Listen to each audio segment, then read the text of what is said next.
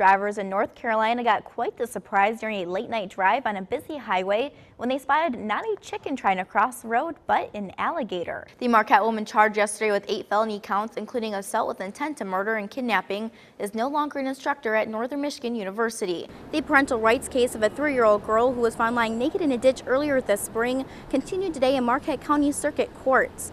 The mother, Tammy Fry, took the stand in her own defense, saying it was a lapse of judgment, not bad parenting. Your opponent, Kevin Pfister, was on earlier with us and told us a little bit about his concerns with you running. He believes you're actually going to turn into a Republican after this is over. So do you have any comment to make on that? The 11-year-old boy who attempted to take his own life this past month has passed away. Today I sat down with the ladies that run Uper Paranormal, a set of sisters out of Ishpeming that investigate paranormal activity across the Upper Peninsula.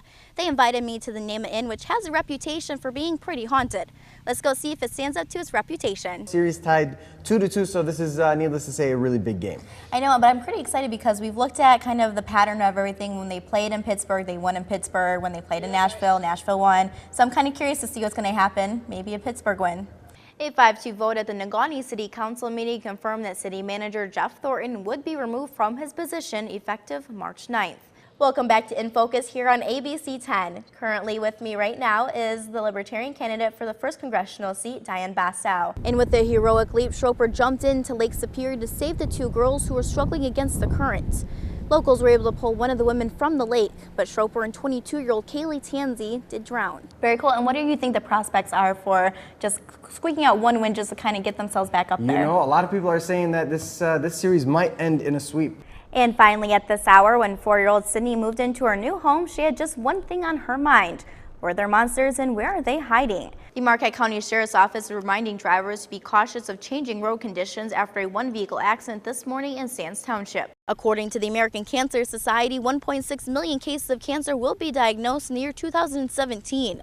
And one local organization with a long history in the area is making sure those cases that pop up here in Marquette County don't go unhelped. We're just as frustrated today as we were 35 years ago.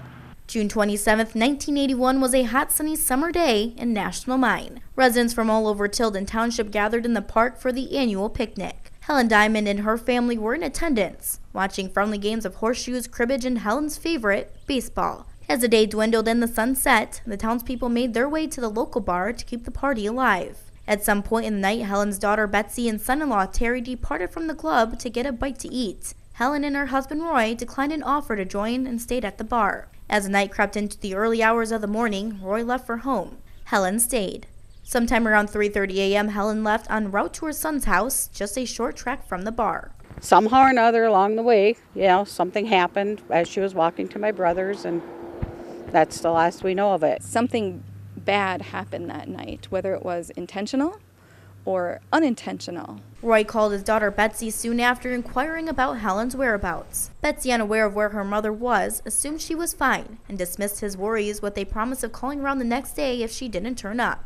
But as day broke on June 28th, Helen had not made it home. Frantic calls and walks around the area commenced as the family waited for their 24-hour window to close so they could contact police. With a large storm brewing overhead, the family called in Helen's disappearance. But they say their worries were only met with mild concern. It was 9 days before they really got into search. Basically, the whole thing was kind of a botched up mess. The family says they organized the search when no one else seemed interested in helping. Worried friends and family lined the streets, and they were soon joined by various emergency and police agencies. When nothing turned up from the search, the family rented a plane to scour over the pits scattered across Tilden Township. But alas, they came up empty-handed once more. I was really scared of drag, and I was scared of the do drag, but when I saw him the first time, I was like, I have to do it no matter how much it takes and how much money I have to spend. I have to get to that point. And over the course of 6 years, I did build that for myself. Aurora Gosmick is a professional drag queen working in Chicago, but has hometown roots right here in the UP. I grew up in Marquette, so having been up here where there's not a whole lot of diversity or anything, I actually try to push that. And I went to my senior prom in full drag, and really trying to spread what people's idea was of everything. Aurora made her first appearance on stage 6 years ago at Northern's drag show. Since then, she's been working on building a career as a professional queen, which isn't exactly an easy task. We do this, 4 or 5 nights a week, And a lot of the queens that I brought up here are professionals in the community, and it's stressful because we're coming up with constant new looks, and we're performing club to club every night until 4 o'clock in the morning. So, it's not an easy life, but it's great. It's like glamorous and great. There is a lot that goes into it financially, physically, mentally. It is a lot to do, but at the end of the day, it's amazing. I've met so many incredible people through it. So it really is awesome. It just takes a lot of work. So this doesn't take, 30 minutes to put on. We get ready for hours, and then we perform for hours, and then we party for hours, or meet people for hours.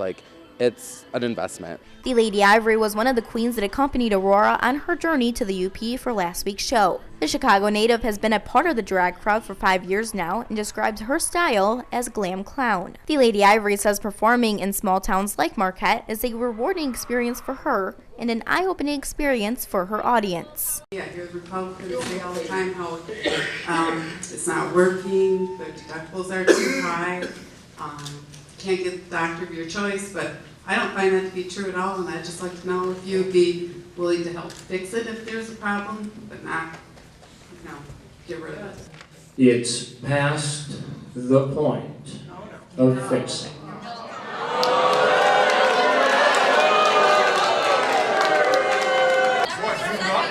Oh, next question. I'm going to vote to repeal Obamacare. Happy birthday. Congressman Jack Bergman fielded some tough questions at his town hall last night at Badenoch Community College. This is regarding the VA. Being a Marine veteran, kind of a little at me, and I think I got that across when you walked in and I said you're a disgrace to the Corps. You're a Republican and you are on board. I've looked at your record and you have voted in tune with cutting VA funding. Why? Do you support the proposed 31% cut to the EPA budget? Why or why not? And here's a side question, if you choose not to answer the first one, is how is an increase in military spending justified when we're currently spending more than $600 billion? The auditorium was packed to capacity as District 1 constituents waited their turn to ask questions, some getting their first glimpse at Bergman since the election. For one local group, his absence in the UP raises huge concerns and has not gone unnoticed. I think Bart Stupak set the standard as far as how this district should be represented. He was home nearly every weekend. He spent a lot of time in this district, and when he was home, he was on the road. There is a very high standard to meet here, and Jack Bergman is clearly not meeting it. And if he lives here, he knows the size of the district, and he knows what it takes to represent it. If he lives here. I have to be where the work is, and a couple of times when we came up here in February, we got snowed out. I'm not the one who's going to solve their problems, if you will. My staff is going to. They're spectacular. So the people really need to see the people who are going to get the work done. So bottom line is, I think what the people really are looking for is to have their representative get some things done and solve some problems.